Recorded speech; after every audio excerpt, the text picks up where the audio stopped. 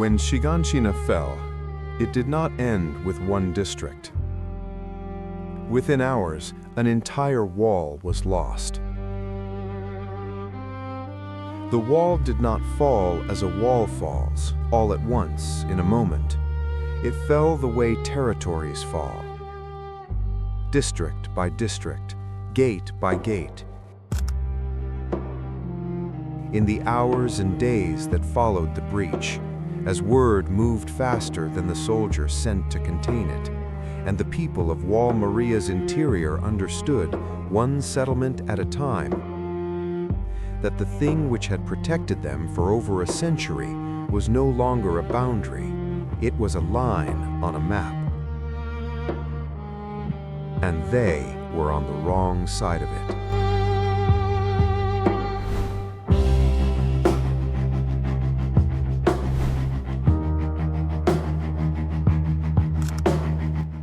This is the story of the 11 days between the fall of Shiganshina and the sealing of the Wall Rose gates, and what it meant for a civilization to lose the first of 3 walls it could not afford to lose.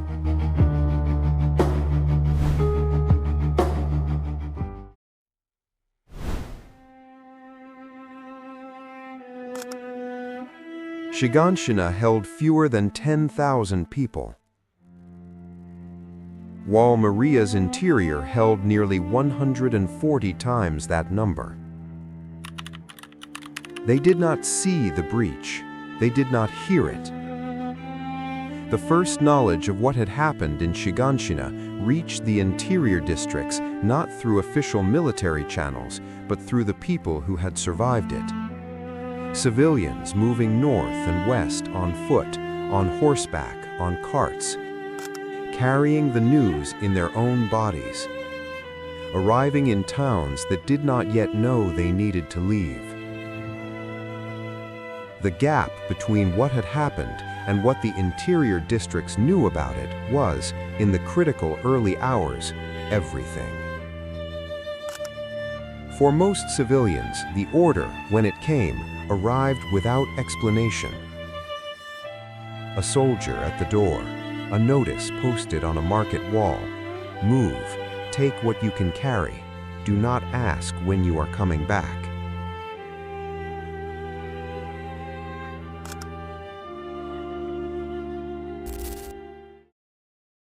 We had no functioning communication system for a disaster of this scale. That is not an excuse, it is a fact that should have been addressed before April 5th and was not. The signal relay between Shiganshina and the interior command post at Karanes had a designed delay of 40 minutes under optimal conditions. On April 5th, conditions were not optimal. The first confirmed signal from Shiganshina arrived at Karanes at approximately 11:30 in the morning. The breach had occurred at 8:44. 2 hours and 46 minutes. That is how long it took for official confirmation to reach the nearest interior command post. 2 hours and 46 minutes, in which the interior districts were still living in a world that no longer existed. By the time I was issuing evacuation orders for Karanes, civilians from Shiganshina had already been walking through the town for over an hour. The news traveled on foot, faster than it traveled through our signal chain. That is a detail I have never been able to set aside.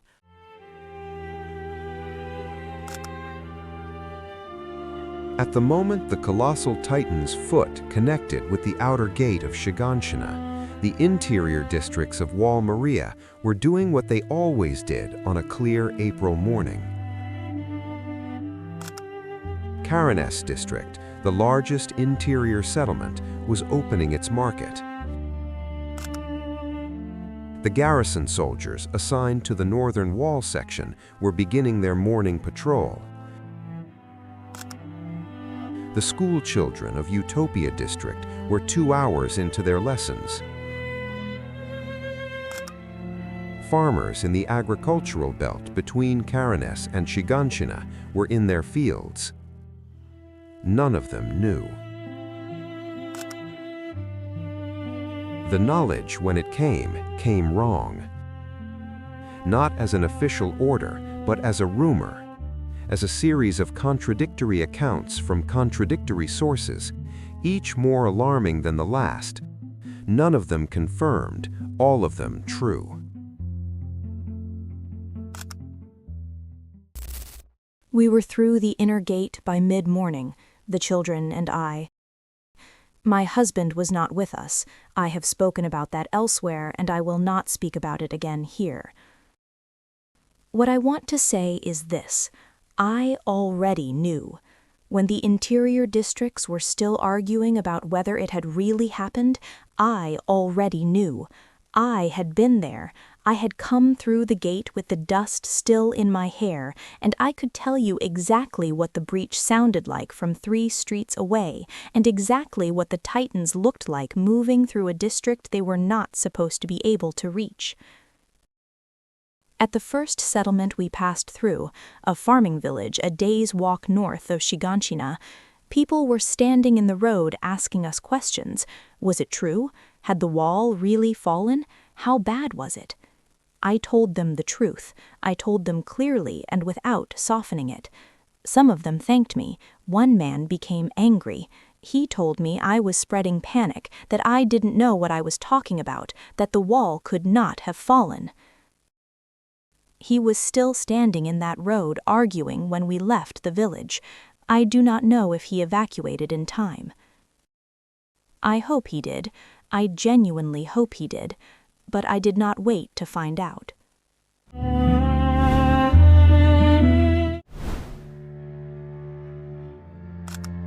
The question before Wall Maria's military command on the morning of April 6 was not whether Shiganshina could be retaken.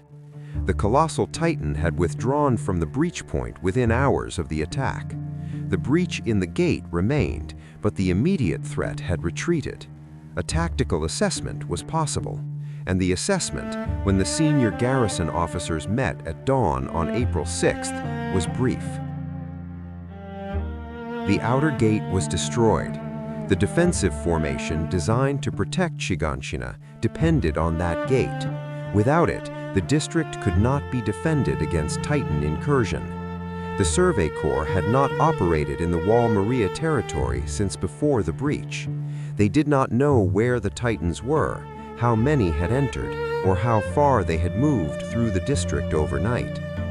They knew one thing with certainty. The wall that had protected them for 107 years now had an opening in it. For over a century, no territory inside the walls had ever been surrendered. The walls had never failed. The question of what to do if they did had never required an answer. Now it did. In a single decision, made in a Garrison office before noon on April 6th, year 845, 1/3 of humanity's remaining land would be abandoned, not retaken later, not defended temporarily, abandoned. The officers who made that decision understood what they were doing. The records suggest it took less than 2 hours.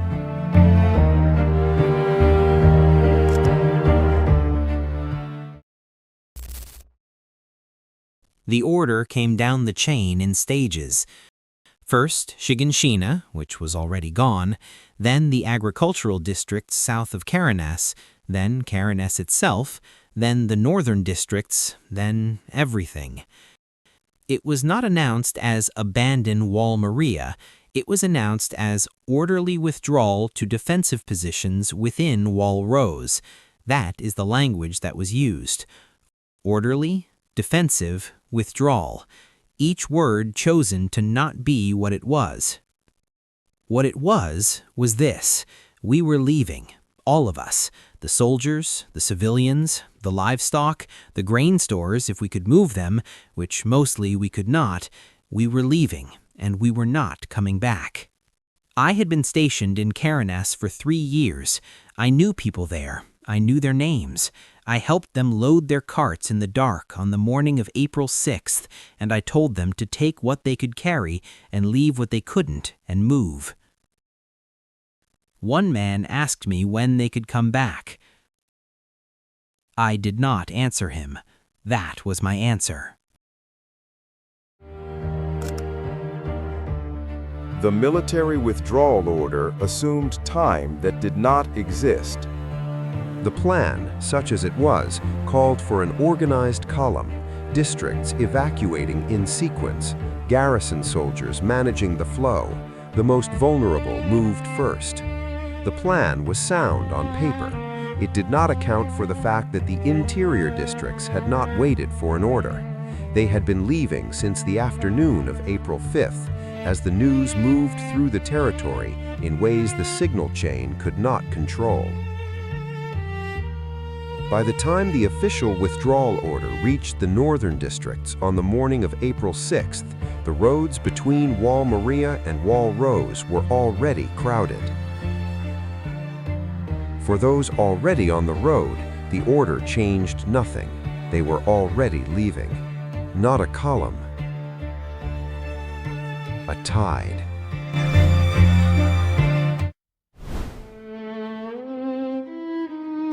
140 years of civilian infrastructure had been built with the assumption that it would never need to serve as an evacuation route for over 1 million people in under 2 weeks. The roads connecting Wall Maria's interior to the Wall Rose gates were built for commerce, for the movement of goods, of soldiers, of the occasional Survey Corps expedition. They were not built for this. Accounts from the Exodus describe conditions that deteriorated rapidly. In the first day, the roads were crowded but moving.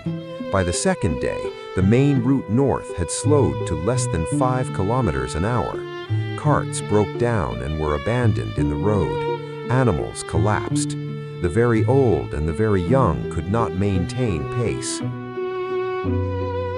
Garrison soldiers attempted to manage the flow. They could not. What they could do, and what many of them did, was help. I had my 2 children with me. My daughter was 6 and my son was 4. I carried my son for most of the first 2 days because he could not keep pace. My daughter walked. She did not complain once. I have thought about that many times since. She was 6 years old, and she did not complain once. The road north was already crowded when we joined it on the afternoon of April 5th. By the second day, it had become something I do not have a word for. Not a road anymore. A river of people that moved when it could move and stopped when it had to stop, and you simply went with it.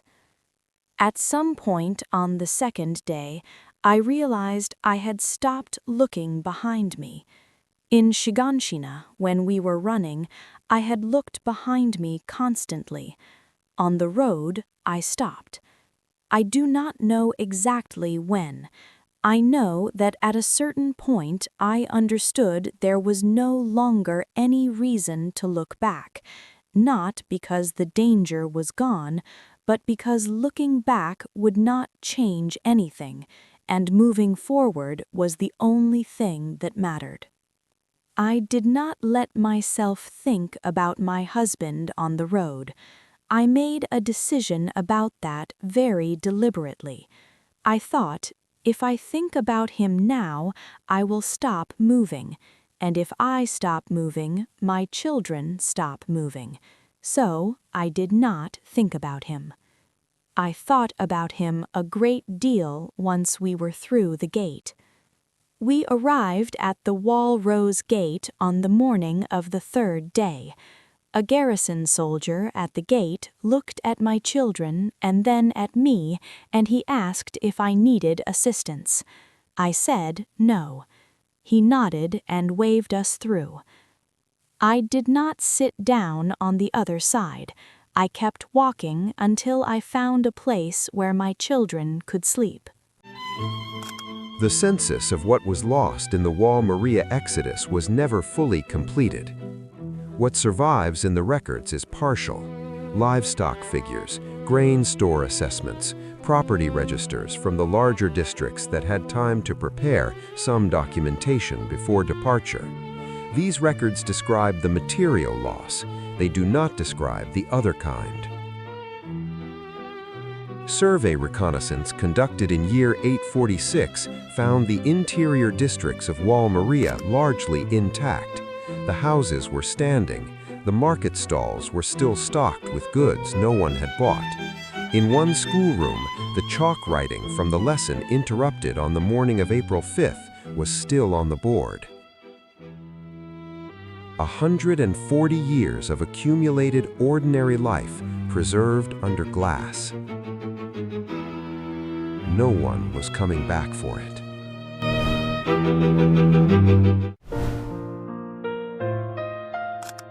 The Trost District Gate opened for emergency intake on the morning of April 7th. What arrived was not what the intake system was designed for.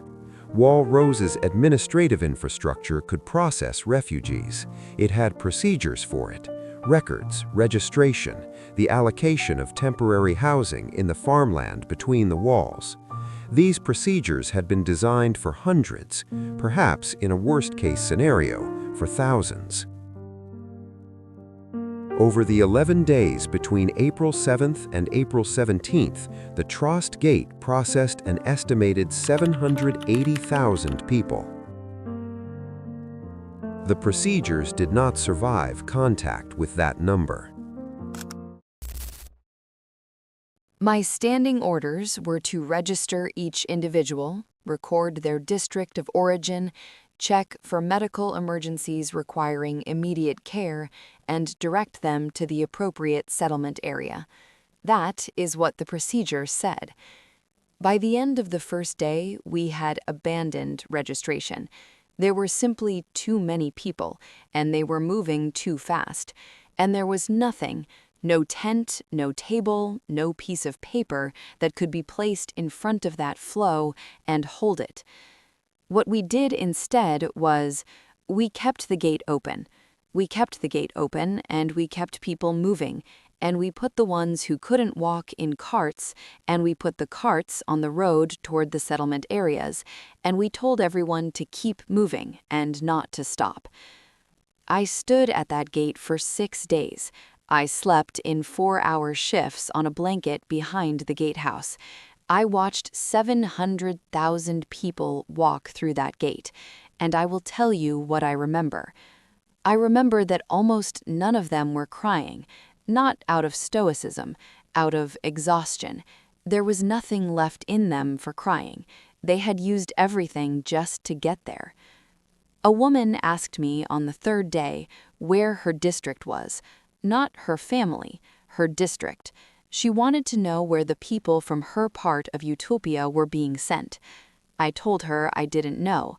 She nodded and walked through the gate. I still think about that. She had walked for days to get there, and the first thing she wanted to know was where her neighbors were, not where she was going.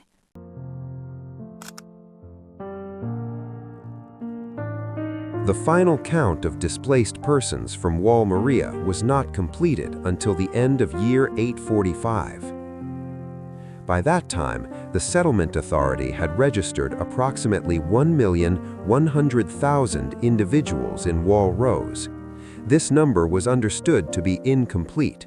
It did not account for those who had died on the road, those who had not been registered at intake, or those who had sought shelter independently of the official settlement system. It also did not account precisely for the number that had not made it out of Wall Maria at all. That number, the number that had been inside the wall when the gate sealed, was not formally calculated. It was implied in the gap between the pre-breach population estimate and the post-Exodus registration total.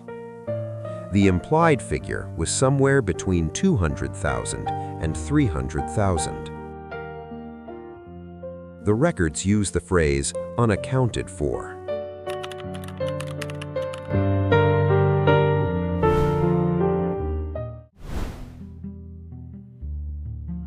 Wall Rose had not been designed as a home for 1.4 million additional people.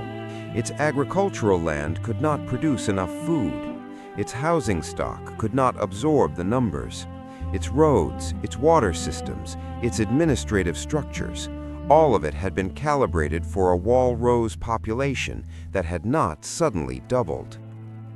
The speed at which the refugee settlements were assembled in the farmland between the walls was, by any reasonable measure, remarkable. Within 2 weeks of the first arrivals, structured camp layouts had been established, water distribution points set up, and basic food rationing begun. The people who did this work were not military engineers. They were civilian administrators, local farmers who donated land, Garrison soldiers working outside their training. The settlements worked in the sense that people did not die in the streets. They were not adequate in any other sense. The thing people do not understand about a crisis of that scale is that the logistics are not the hardest part. The logistics are solvable. You have problems and you solve them. This tent fits 20 people. This water point serves 200. This food ration is 400 calories per person per day, and you calculate the numbers and you distribute accordingly. The hardest part is something else entirely. The hardest part is that the people arriving at your settlement are not logistics problems. They are people who had lives, who had homes and occupations, and specific places where they kept their bread, and specific windows they looked out in the mornings. None of that fits in a tent. None of that survives the calculation. I had a woman come to me in the second week, asking where she should go to report that her husband was missing. He had not been in the column with her, and she had assumed he would find her at the settlement, and it had been 9 days, and he had not found her. There was no system for that, not yet. I took down his name in my own notebook. I told her I would ask around. I asked around. I did not find him. I do not know if he survived. That notebook has 63 names in it. I kept it because someone had to keep it. By the end of year 845, the settlement authority had stabilized the refugee population within Wall Rose. Stabilized meant people were not dying in large numbers. It did not mean people were living well. The distinction, in the language of administrative records, is not made. What the settlement authority had by the end of year 845 was a number. 1,112,000 registered individuals inside Wall Rose who had not been there in the spring. The wall that had contained them for 107 years was gone. The wall that now contained them had not been designed to.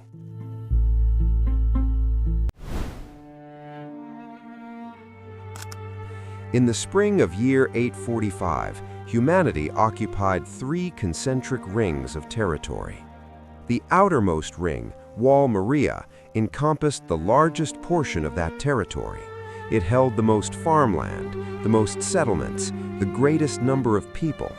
It had been held for 107 years. By the summer of year 845, it was gone. What remained was Wall Rose and Wall Sina, 2 rings instead of 3, a civilization that had contracted in 11 days to roughly a third of its former territory. The military term for this is strategic withdrawal. The cartographers who updated their maps in the months following the Exodus did not use military terms. They drew a line where the outer ring had been and marked it in the cautious language of people who understand what permanent looks like as former territory. Former, as though it had always been conditional. As though, perhaps, it had. There is a map in the Wall Rose Military Command Archives, dated the 14th day of the 6th month, year 845. It shows 3 concentric rings, as maps of the territory always had. The outer ring is cross-hatched. In the legend at the bottom of the map, the cross-hatching is defined as follows.